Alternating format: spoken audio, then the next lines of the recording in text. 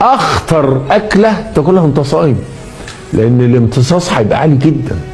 كلت دهون هتمتص كلها على الدم، كلت بروتين على الدم، كلت جلوكوز على الدم. رمضان فطار غدا عشاء. المغرب ادن ربع رغيف جبنه، حط عليه طماطم عشان تبقى حلوه، وكوبايه شاي بلبن، كانك بتفطر في يوم عادي. يقوم الامتصاص بتاع الحاجات دي ما يهمش، ده حاجات بسيطه جدا جدا جدا. وانزل سيب البيت، سيب البيت، لانك طول ما انت قاعد مخك والاكل وكده هتبقى مشكله كبيره. روح المسجد، اقعد اقرا قران قبل العشاء، وصلي العشاء وصلي التراويح، هيبقى فات 3 ساعات او اكتر. ارجع اتغدى شويه خضار، مش هيبقى لك نفس قوي، واذا كان في بروتين حيواني او ما فيش، وشويه سلطه، وخلاص انتهت المشكله. والعشاء قبل الفجر بنص ساعه زبادي. اقسم لك بالله اعمل كده وشوف صحتك هتبقى قد ايه بعد 30 يوم. شوف صحتك هتبقى شكلها ايه. رمضان فطار غدا عشاء. الفطار ساعة المغرب، المغرب قال الله اكبر افطر.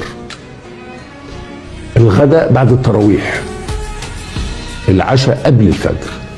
اذا مشينا كده هنبقى بصحة جيدة. خلي رمضان ده كتر من الفواكه، كتر من الفواكه قبل الاكل. طبعا ممكن واحد يقول لي انا مش عايز افطر ربع رغيف جبنه بيضه وكده، انا عايز اخد تمر، ماشي مفيش مشكله، لكن اياك تاكل. ومن هنا تنبيه لكل احبابنا، بلاش عزايم، بلاش رمضان شهر عباده مش شهر عزايم خالص. رمضان مش شهر عزايم.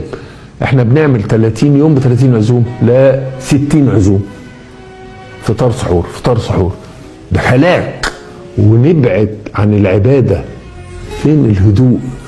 وفي ارجوكم يعني، عايز ولادك يجوا عندك يوم ماشي، انما العزايم اليوميه والمجاملات نخليها بعد رمضان.